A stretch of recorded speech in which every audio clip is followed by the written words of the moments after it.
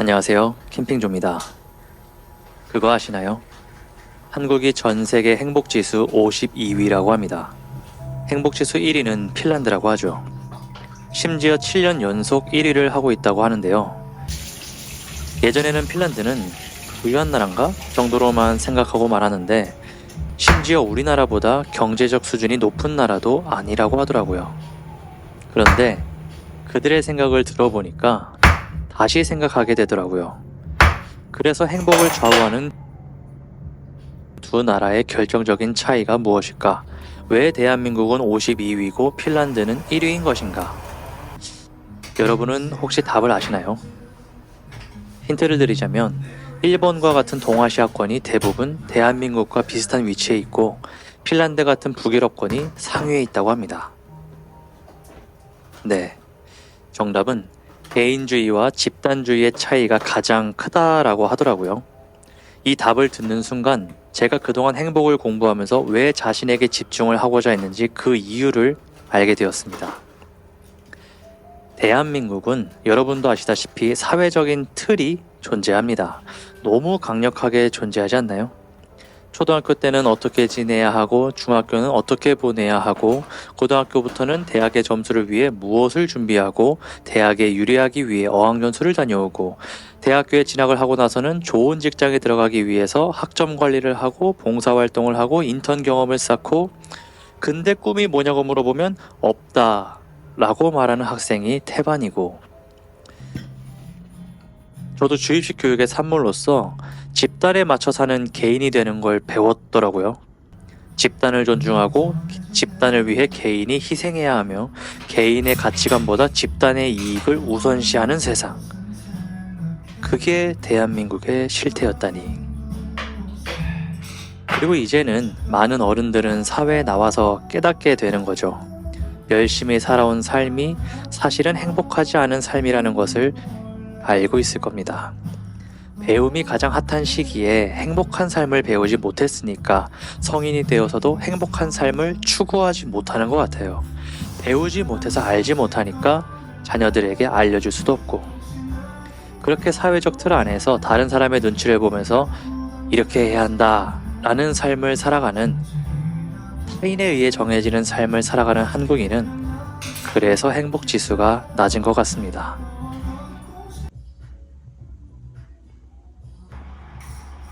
그렇다면 개인주의의 핀란드 사람들은 어떻게 살까요? 이기주의와 절대 혼동하시면 안 됩니다.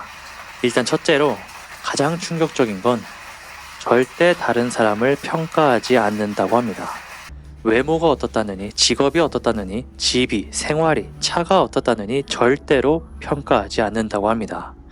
그리고 당사자들도 다른 사람들이 어떻게 사는지 별로 관심을 갖지 않고 비교 또한 하지 않는다고 합니다. 또 자신의 성취를 자랑하지 않고 다른 이들을 가르치려 들지 않으면서 자기 생각만이 옳다고 생각하지도 않는다고 합니다. 다르다와 틀리다의 의미를 명확하게 구분하면서 그냥 네 인생, 내 인생인 거죠. 자기 삶 안에서 자기가 좋아하는 것들을 선택하고 그냥 스스로 만들어가는 삶. 자기의 우주를 만들어가는 일생. 나라에서 만드는 엘리트의 틀이 아닌 사회에서 만드는 좋은 삶의 틀이 아닌 내가 만드는 나만의 세상을 만들어가는 곳이 행복지수 1위의 핀란드라고 합니다. 저는 여기서 확신이 들더라고요. 내가 고민하고 있는 것들이 그쪽으로 가고 싶어하는 고민들이었구나. 돈을 벌어도 행복하지 않았던 이유, 명품을 사도 행복이 오래 가지 않았던 이유가 내가 진정으로 좋아하는 게 뭔지를 고민하고 내가 선택한 것에 100% 책임을 질 수 있는 사람이고자 하면서 한국이라는 나라에서 만든 사회적인 틀을 벗어나고 싶어하는 그런 고민들이었구나 싶더라고요. 이 대한민국이라는 나라에서 행복을 찾아 떠나는 여행이라고 하는 것은 나의 주도적인 삶을 되찾는 여행인 것 같습니다. 제 영상을 보시는 대부분의 시청자분들은 평균 연령이 조금 있으신 것 같더라고요. 그렇다면 공감이 조금 많이 되실 것 같아요. 저 포함 우리가 살아온 나날들이 어떤 삶들이었는지 그렇게 보니 왜 자녀들을 유학을 보내면서 견문을 넓히라고 하는지 조금은 이해가 되는 것 같습니다. 부모의 입장에서는 그저 더 큰 사람이 되길 바라는 마음이었겠지만 무의식 속에서는 대한민국의 틀에서 벗어나길 바라는 마음이 아니었을까 싶어요. 제가 학창시절에 개인주의적인 성향이 아주 강한 절친이 한 명 있었는데요. 당시에는 단체주의에 물들지 않고 자꾸 겉도는 느낌이 저한테는 조금 부정적으로 다가왔었습니다. 쟤는 왜 학과 회식에 자꾸 빠지지? 왜 학교 행사에 참여를 자꾸 안 하지? 학교가 마음에 안 드나? 사람들이 마음에 안 드나? 편입을 준비하나? 라고 생각하면서 친하지만 왜 이렇게 겉돌지 싶어서 오히려 조금 걱정을 했었는데, 오히려 지금 돌이켜보면 그 누구보다 자신의 삶을 중요하게 생각하면서 자신을 아끼기 때문에 자신을 위한 선택을 해왔던 것 같더라고요. 그 친구는 이후로 23살 뒤늦게 무용으로 전공을 바꿨는데 현재는 안무가로 활발히 활동을 하고 있습니다. 성인이 되어서 전공을 바꾼 결과치고 굉장하지 않나요? 대한민국이 만들어 놓은 틀에 가장 잘 맞춰서 살아가는 게 행복이 아니더라고요. 사회가 만들어 놓은 엘리트 코스를 밟는 게 행복이 아니더라고요. 여러분도 걸어와 봐서 잘 아실 거예요. 스스로도 그 틀에 자신을 맞춰보지만 더 잘 맞추지 못해서 혹은 안 맞춰지니까 혹시나 자녀에게 더 잘 맞춰보라고 강요하지는 않으시나요? 오히려 대한민국의 틀은 이렇다. 근데 내가 맞춰보려 해보니까 행복과는 거리가 멀더라. 너는 너만의 틀을 만들어봐라. 라고 얘기를 해보면 어떨까 싶은 생각이 듭니다. 아직 저는 아이가 없지만요.